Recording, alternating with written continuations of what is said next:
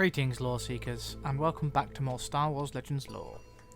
So today I'm talking about the Acklay, a creature that evolved on the planet Vendaxa, which was known to have a very dense ecosystem. This was known to give rise to nightmarish predators, which the Acklay was one of the apex predators of this ecosystem. Now, considering that the sun of Vendaxa bathed the planet in quite harsh light, this influenced the sight of all creatures on Vendaxa, causing them to have small darkish eyes.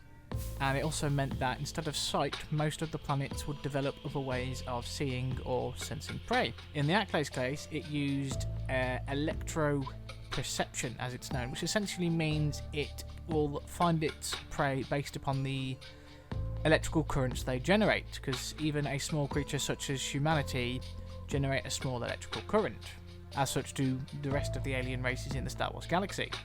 Obi-Wan found this out the hard way when he had to fight one of these creatures in the Geonosian Executions Pit.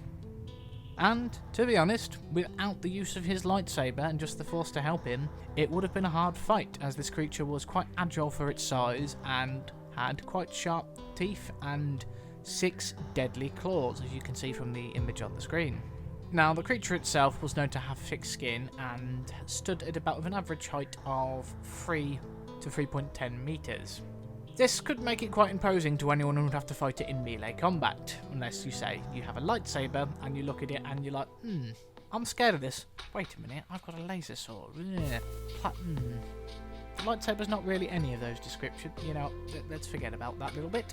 Back to the Acklay. So, yeah, if you have a lightsaber and you can cut through anything, you'd probably deal with one of these creatures quite easily. But, say it got the better of you, it was somehow able to disarm you, you have now got to defend yourself against several claws and teeth. And if that wasn't bad enough, it could quite literally crush you to death if it was to use a body slam on you. Anyway, moving on. Now, natively, the Acklay was a underwater creature, and they usually came onto land to hunt, which they did quite often. The main reason for this is their primary source of food, the lemni, was a land-based creature, and so they would often come out of there in search of hunting these creatures for their main source of sustenance.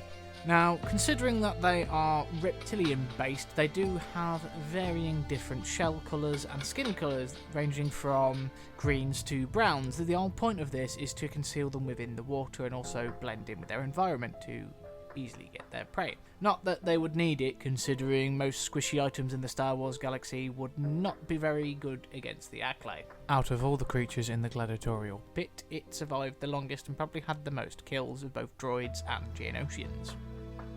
Though, on that note, I will say that if you were going to go for an attack on it, the weak point would be the belly, as the skin covering it is not as tough as the other parts of its body. Now, one of the weaknesses of this creature is it has a small stomach.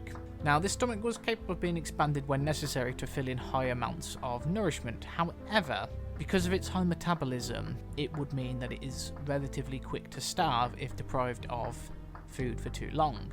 However, one advantage of this high metabolism is that it would have a vast amount of energy that it could use quickly, meaning that any food it needs to get, it's going to have a redundant amount of energy before it will starve. But once it starts to starve, it will lose that energy very, very quickly. Now, as I mentioned before, the Acklay's armour is a form of endoskeleton. So this would actually mean that some cultures would actually use the chitinous plate of Acklay, the Acklay exoskeleton. Remember how to speak, Sal. Sorry, everybody. Would use the chitinous-like portions of the Acklay's exoskeleton as armour. Although this wouldn't be very high-tech armour. It is essentially chitinous plate. And, well, chitinous plate eventually fell out of fashion.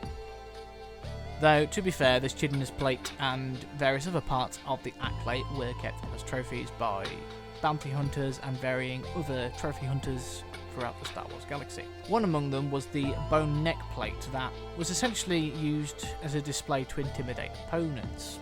That is the reason why it looks as it does. It's essentially like a cobra's hood in order to intimidate its opponents. Now, it did serve a secondary function, as that it would also enable the neck to be protected from overhead attacks. And it could also be used as a type of weapon by using it to buck and bash and weave enemies if they needed to. On a side note as well, I will mention it is possible for Force Sensitives to appear in this race.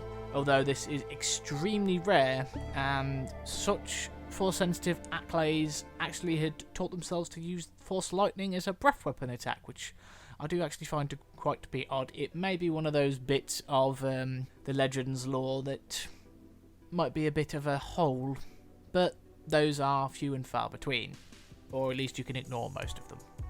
Considering the value of the Acklay for collectors, bounty hunters, and even gladiatorial pits, the creature did find itself being traded off-world quite heavily, especially with the Geonosians who took to breeding them as well, and unfortunately some of the Acklays managed to escape captivity and started messing with the local Geonosian ecosystem. In fact, some of them would destroy entire hives of Geonosians by burrowing into their tunnels and eating all the worker drones. Or in some cases, in the chemically contaminated sea of one of the Geonosians' seas, a group of mutant Acklay developed that had glossy black skin and were far larger and stronger and even more heavily armed than the regular Acklay, which then they could also hunt underwater, as they somehow developed the ability to breathe in said toxic sea. So essentially what you have is a predator that's now vastly becoming a super predator. Now, one of the reasons why they were able to become so pluripotent in the Geonosian ecosystem and destroy it, similar to how frogs have been ravaging the Australian ecosystem, is the very fact that the Geonosian ecosystem only actually has one natural predator, which is the Murdeath, which hunts a lot of the local creatures and even the Geonosians. Other worlds that the Acklay was imported to as well was Felucia, and this creature was able to thrive in this environment. Now, it was a bit warm for them, but the Acklay were able to adapt to the environment of Felucia. In fact, if you play the original Battlefront 2, you actually do come across a pack of Acklays attacking your AT-ET. And for a time, the clones were being overwhelmed by them until you manage to rally your forces and with combined arms take the creature down.